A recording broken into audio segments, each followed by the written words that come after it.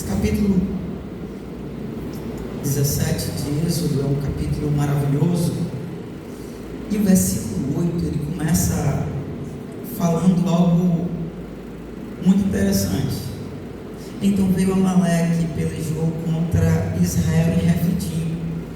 O significado do nome Refidim é descanso. Quando nós paramos para meditar nesse texto, a gente vai observar que nos versículos anteriores, Moisés estava passando uma grande dificuldade. Como líder, o povo começou a murmurar, a reclamar, a sentir falta de água, e eles começaram a se desesperar.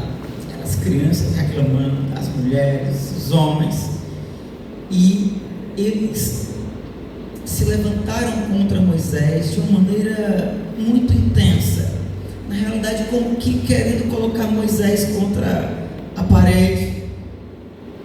E Moisés, diante daquela pressão, ele clamou ao Senhor, e a palavra de Deus vai dizer que quando ele clamou ao Senhor, o Senhor lhe respondeu. E a palavra de Deus ao coração de Moisés foi: passa adiante do povo. Meus irmãos, nós que somos líderes, nós precisamos pedir a Deus muita graça e sabedoria. Tem momento em que o povo se levanta contra, e se nós não tomarmos cuidado, a pressão que eles causam na nossa vida, elas vêm para nos paralisar, para nos bloquear. Nós precisamos compreender que há uma saída, que a voz que a gente precisa ouvir em muitos momentos de pressões, de turbulência, é a voz de Deus. Então ele clamou ao Senhor, e Deus lhe deu um direcionamento, e esse direcionamento vale muitas vezes para nós, que o povo está murmurando, o povo está reclamando, e a gente quer continuar ouvindo as suas lamentações. Se nós continuarmos a ouvir as lamentações e pressões do povo, o nosso coração vai adoecer, certamente nós iremos paralisar e não realizaremos mais nada na obra do Senhor. Mas se nós agirmos como Moisés, clamarmos ao Senhor, Ele irá nos dar uma direção. E que direção é essa? Passa adiante do povo. Em outras palavras, saia do meio desse povo, pare de ouvir essas pessoas. Se você continuar as ouvindo, se você continuar dando não somente atenção, mas fazendo com que as palavras negativas delas, de murmuração, de reclamação, encontrem um lugar privilegiado no seu coração, você vai parar, você não vai suportar. Então, sai do meio deste povo, porque eu estou em cima da rocha, esperando por você. Glória a Deus.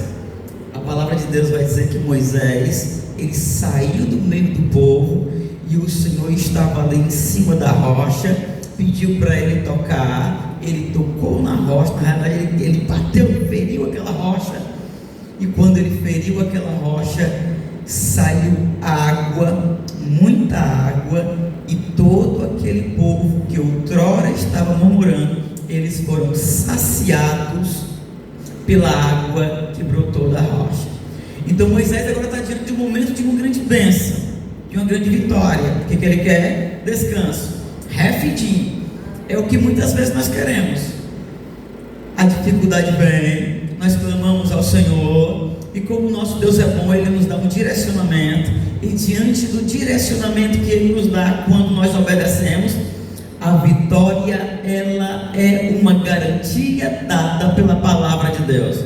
O que a água tem a ver com tocar na rocha? A obediência. Quando nós obedecemos as instruções do Senhor, nós recebemos a bênção da parte dele. Então, quando não somente Moisés, mas o povo estava vivendo esse momento agora de descanso, de paz, de tranquilidade, a gente vai ver que enquanto eles estavam descansando de uma grande vitória, os amalequitas se levantam para pelejar contra o povo de Deus. Então nós aprendemos que o inimigo geralmente vem depois de uma grande vitória. O Senhor Deus nos dá uma vitória, nos abençoa, e E quando a gente pensa que tudo vai ficar muito calmo, de alguma maneira o inimigo se levanta para pelejar, para guerrear, para se levantar contra as nossas vidas. Aí o texto continua dizendo: pelo que disse Moisés a Josué, escolhe-nos homens e sai e peleja contra Amaleque. Qual é a lição que nós temos? É que o verdadeiro líder, ele sabe quem usar em cada luta. E nós que somos pastores, precisamos pedir a Deus esse direcionamento de qual obreiro colocar em determinada função na obra do Senhor. Tem uns que não canta tanto assim. Não dá para a gente chamar quem não canta para cantar.